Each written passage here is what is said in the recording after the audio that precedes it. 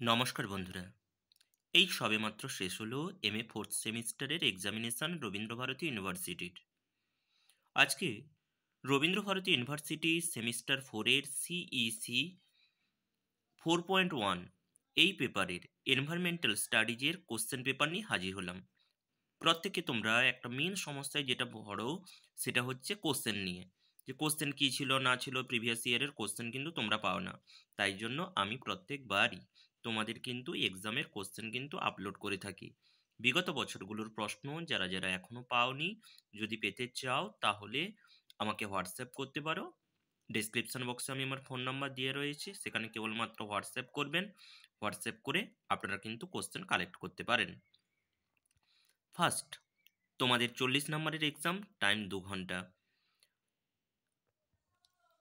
First হচ্ছে তোমাদের any 5 question করতে হয়, স্ক্রিনশট নিয়ে নিতে পারো বা পিডিএফ তোমাদেরকে কিন্তু দিয়ে দেবো। ডেসক্রিপশন বক্সে যে ফোন নাম্বার রয়েছে, ফোন নাম্বারে মেসেজ করলে আমি তোমাদেরকে দিয়ে দেবো। Answer any 5 of the following. 5 into 2 or is equal to 10 marks. Define ISO 14001 2015। 14001 ইসরোর 2015 সালের যে নিয়মকানুন যেটা বেরিয়েছিল সেই নিয়মকানুন লিখতে বলেছে। ইকো ইন্ডাস্ট্রিয়াল পার্ক কি? What do you mean by the clean development mechanism? CDM এর মানে কি? সাস্টেনেবল ডেভেলপমেন্ট বলতে কি বোঝায়? ফুল ফর্ম UNFCCC আর COP এর ফুল ফর্ম লিখতে হবে। What are the objects of environmental management?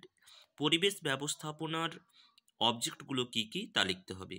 What is the environmental information system? গেল তোমাদের শর্ট কোশ্চেন। এরপর আসছি যেটা 5 নম্বর করে 4টা প্রশ্ন করতে হয়। PDCA মডেল অর্থাৎ প্ল্যান, ডু, চেক, অ্যাক্ট, এই যে মডেলটা যেটা রয়েছে সেই মডেলটা সম্পর্কে ডায়াগ্রাম সহ লিখতে হবে। What are the challenges associated with promoting sustainable tourism in India? চ্যালেঞ্জেসগুলো কি কি, বাধাগুলো কি কি আসছে সাস্টেনেবল ট্যুরিজমে ইন্ডিয়াতে, তার সম্পর্কে লিখতে বলেছে। পরের পেজে চলে আসছি। IEM ইন্টিগ্রেটেড এনভায়রনমেন্টাল ম্যানেজমেন্ট সম্পর্কে তোমাদের ব্রিফ শর্ট একটা নোটস রেডি করতে বলেছে 5 নম্বরের। Briefly discuss the role of the judiciary in environmental planning in India.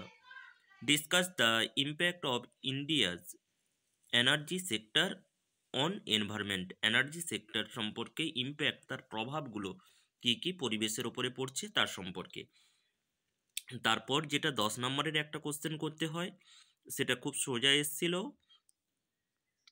Briefly state the role of industrial framework for environmental planning and management in India. আর what are the challenges and issues in environmental planning in India. TQN বিদ্যাগের question. TQN is responsible for boosting circular economy. Discuss in brief, discuss TQM and TQEM এই সম্পর্কে। 10 নম্বরের প্রশ্ন একটা করতে হবে তোমাদেরকে। এই ছিল তোমাদের CEC 4.1।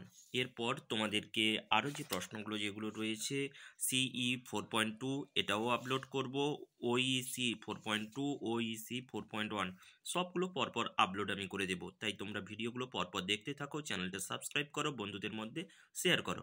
যদি কারো নোটসের প্রয়োজন হয় এনভায়রনমেন্টাল স্টাডিজের কিংবা ইংলিশের, এডুকেশনের, এগুলোর তোমাদের দরকার হলে তোমরা ডেসক্রিপশন বক্সে যে ফোন নাম্বার রয়েছে ফোন নাম্বারে মেসেজ করো, তোমাদেরকে PDF আমরা কিন্তু সেন্ড করে থাকি। স্বল্প মূল্য নিয়ে আমরা কিন্তু দিয়ে থাকি।